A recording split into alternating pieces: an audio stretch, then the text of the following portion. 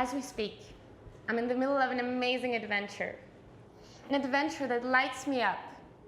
An adventure that gives me energy. An adventure that surrounds me with inspiring people just like you.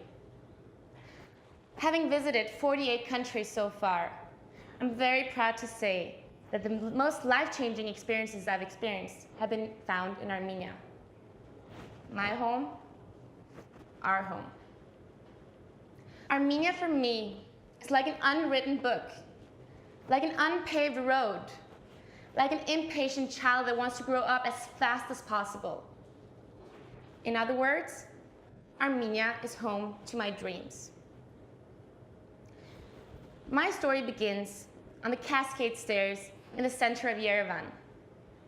It was a sunny, bright day. I was reflecting upon my birthright experience.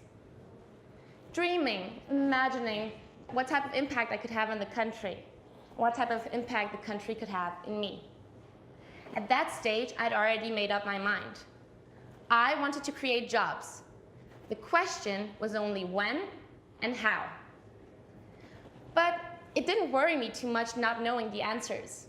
Well, it felt a bit more adventurous. And I do love adventure. I was born in Soviet Armenia. Gosh, it makes me sound old. I've been told that the official independence film started by the cameraman zooming out of my ponytail. My mom had decided to use hair elastics representing the colors of the Armenian flag, and that had captured the cameraman's interest. In '93, my family decided to move from Armenia to Denmark. Denmark is a country where the book is written for you, the road is paved, where you start planning your retirement at the age of 25. Don't get me wrong, I love Denmark. Denmark is my home. It's where my family is, where my friends are, where my childhood memories are. But I have to admit to myself, I'm too curious to accept the comfortable life that my parents have struggled so hard to create for me. I want to feel alive. So far, Armenia makes me feel alive. I moved to Armenia back in September to work in the field of aviation. It's my biggest passion. Meanwhile, I also had the opportunity to create jobs in the country, one of my biggest dreams. You should have seen the excitement in my face. I was so happy. It was truly a dream job for me.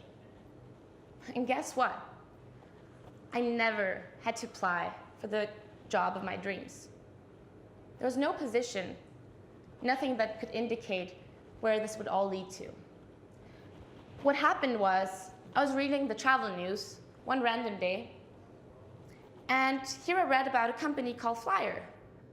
They were mentioned as one of the coolest startups within travel in 2017. And as I love working with ambitious people who encourage me to grow, I instantly wrote to the co-founder on LinkedIn and asked for a brief call.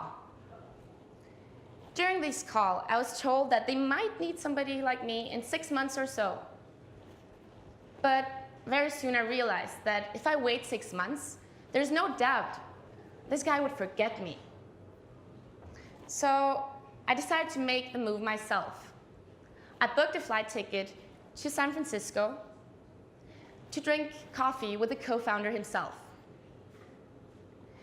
And during this coffee, we were just two nerdy people talking about aviation, everything about planes. And after this coffee, he told me, forget the 6 months. We have a job for you whenever you're ready. We want somebody like you in our team. What happened was, a couple of weeks later, we had a chance to meet again, this time in Berlin. There was a huge travel conference going on. And I clearly remember I was standing in the corridor, next to the stairs, hiding from my previous manager who was also attending the conference. And then Alex, our co-founder, approached me and he said, Tatevik, could you imagine opening our European office just to be closer to the airlines?